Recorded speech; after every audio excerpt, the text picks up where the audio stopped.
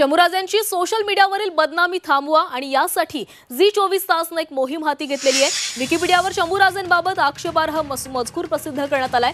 Wikipedia शंभूराजेंचा हा आक्षेपार्ह मजकूर कधी काढणार अशी आता सवाल विचारला जातोय। शंभूराजेंबाबत आक्षेपार्ह मजकूर काढण्याची झी24 तासने मोहीम हाती घेतली आहे। छत्रपती संभाजी महाराजांबाबत सोशल मीडिया प्लॅटफॉर्म विकिपीडियावर आक्षेपार्ह उल्लेख असल्याची धक्कादायक माहिती समोर आली आहे। विकिपीडियाचा माहितीचा स्रोत म्हणून वापर केला जातो, मात्र विकिपीडियावरील खोडसाळ माहितीमुळे जाणीवपूर्वक शंभूराजेंच्या प्रतिमेचं हनन केलं जात असल्याचा आरोप शिवप्रेमींकडून केला जातोय।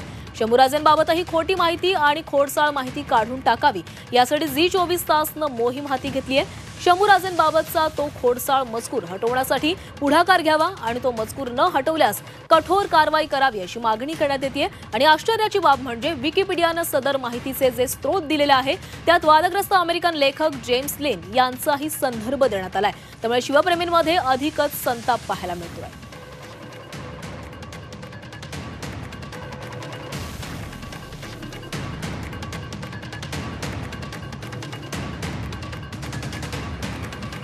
तर शंभूराजेंच्या बदनामी विरोधात झी24 तासने सुरू केलेल्या मोहिमेबाबत विजय वडेट्टीवार यांनी झी24 तासचे आभार मानलेत।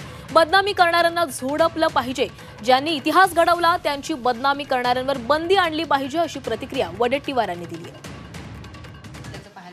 नाही, मी अभिनंदन करतो झी24 तासचं।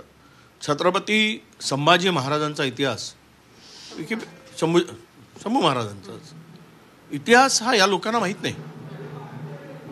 ज्यांनी जो निधळ्या छातीचा वीर स्वातंत्र्यासाठी स्वतःचं बलिदान देतो, घाणेरडे असे आरोप करणाऱ्या विकिपीडियाच्यावर अशा नालायकांचं थोबाड रंगवलं पाहिजे। याला महाराष्ट्रात तरी किमान फिरू देता कामा नये आणि त्याच्यावर बंदी आणली पाहिजे। महाराष्ट्राच्या संस्कृतीला मिटवणं आहे, महाराष्ट्राचा इतिहास संपवणं आहे, ज्या इतिहासाने देश उभा केलेला आहे। अशा नालायकांना क्षमा करण्याची गरज नाही, भेटेल तिथे यांना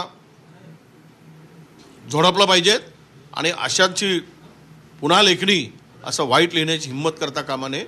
अशा प्रकारचा निर्णय सरकारने घेतला पाहिजे।